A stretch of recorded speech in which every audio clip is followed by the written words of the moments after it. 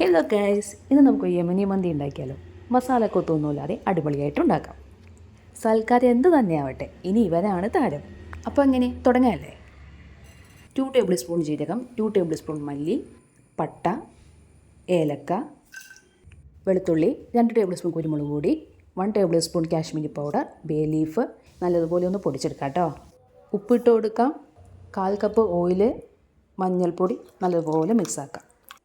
Chicken നല്ലതുപോലെ fork വെച്ചാൽ നല്ലപോലെ കുത്തി കൊടുക്കുക. മസാല തേച്ച് 2 മണിക്കൂർ റെസ്റ്റ് ചെയ്യാനായിട്ട് മാറ്റി വയ്ക്കുക കേട്ടോ. ഒരു 2 ടേബിൾ സ്പൂൺ മസാല മാറ്റി വെച്ചിട്ടുണ്ട് കേട്ടോ. റൈസ് റെഡിയാക്കാനായിട്ട് ഞങ്ങളുടെ സെല്ല റൈസ് 3.5 കപ്പാണ് എടുത്തിരിക്കുന്നത്.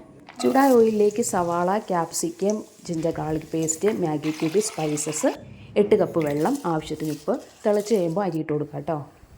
റൈസിന് മുകളിലായിട്ട് ഇതുപോലെ ട്രേ വെച്ച് കൊടുക്കുക. അതിന് മുകളിലായിട്ട് ചിക്കൻ വെച്ച് കൊടുക്കുക. 30 മിനിറ്റ് മൂടി വെച്ച് മീഡിയം ഫ്ലെയിമിൽ കുക്ക് ചെയ്തെടുക്കുക. ചിക്കൻ്റെ നല്ലതുപോലെ സോഫ്റ്റായി വന്നിട്ടുണ്ട് കേട്ടോ, കുക്കായിട്ടുണ്ട്.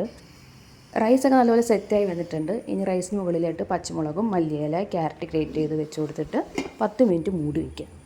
ചിക്കനായിട്ടൊരു മസാല റെഡിയാക്കണേ. അതിന് 1/2 സവാള, 1/2 ക്യാപ്സിക്കം, മല്ലിയില, പിന്നെ ബാക്കി വന്ന മസാല ഇട്ട് കൊടുത്തിട്ട് ഹൈ ഫ്ലെയിമിൽ ഒരു 5 മിനിറ്റ് ഒന്ന് ഫ്രൈ ചെയ്തെടുത്താൽ നമ്മുടെ അടിപൊളി യമനി മന്തി റെഡിയായി.